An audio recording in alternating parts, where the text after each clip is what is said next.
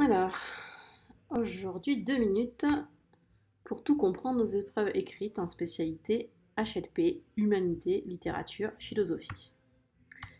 Tout d'abord, la durée de l'épreuve.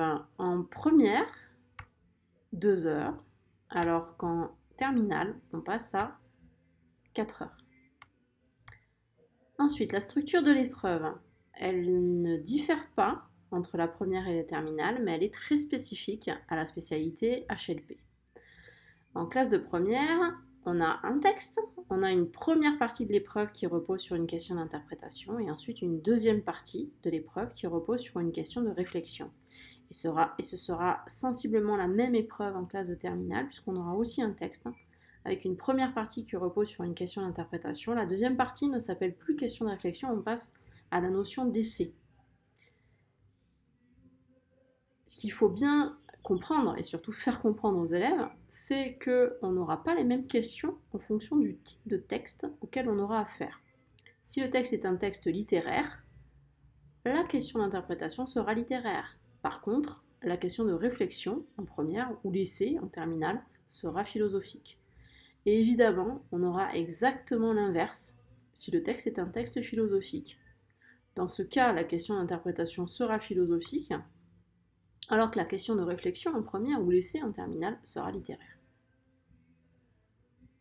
On passe au barème et à la notation de l'épreuve de spécialité. En classe de première, chaque question est notée sur 10. La somme des deux notes constitue la note globale unique de l'épreuve. La longueur de l'épreuve, la longueur des copies rédigées par les élèves doit être sensiblement la même et de la même façon ils doivent consacrer le même nombre de minutes à chaque épreuve puisque chaque épreuve, philosophique ou littéraire, littéraire ou philosophique, sera notée de la même manière. Et ce sera évidemment la même chose en classe de terminale. Chaque nation est notée sur 10. La somme des deux notes constitue la note globale unique de l'épreuve. Là, on peut conseiller également aux élèves de consacrer un temps égal à la question, à la partie de l'épreuve philosophique et à la partie de l'épreuve littéraire. Seulement, cela, ce sera 2 heures chacune. Les attendus sur la question d'interprétation. En classe de première, la note de service qui fixe l'épreuve de spécialité en HLP dit que les élèves devront faire un travail portant sur la compréhension et l'analyse d'un enjeu majeur du texte. Si on regarde le BO maintenant qui fixe l'épreuve en classe de terminale, on aura sensiblement la même chose parce que là, le BO parle d'un développement écrit exposant la compréhension et l'analyse d'un enjeu majeur du texte.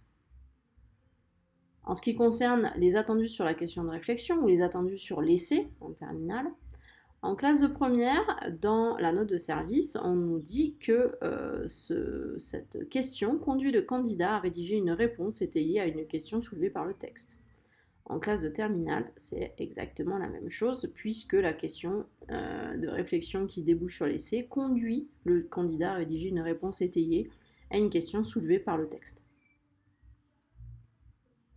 En résumé, la question d'interprétation, elle vise à vérifier les compétences de lecture d'un texte littéraire ou philosophique, et ce, en première comme en terminale.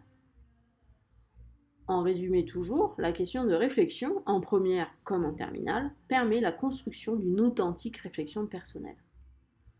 Ce qui fait finalement qu'on a exactement les mêmes attentes et le même genre d'épreuve en première comme en terminale. Simplement, les attentes et ce qu'on pourrait exiger du candidat sera moins fort en première qu'en terminale ou plus fort en terminale qu'en première.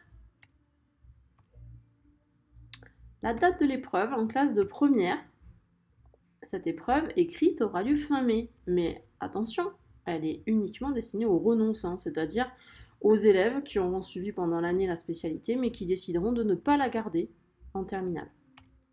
En classe de terminale, l'épreuve écrite aura lieu fin mars, ce qui est assez tôt dans l'année et qui va nous amener à une particularité dans le programme que nous allons voir dans peu de temps. On va commencer par le programme sur lequel porte l'épreuve en classe de première.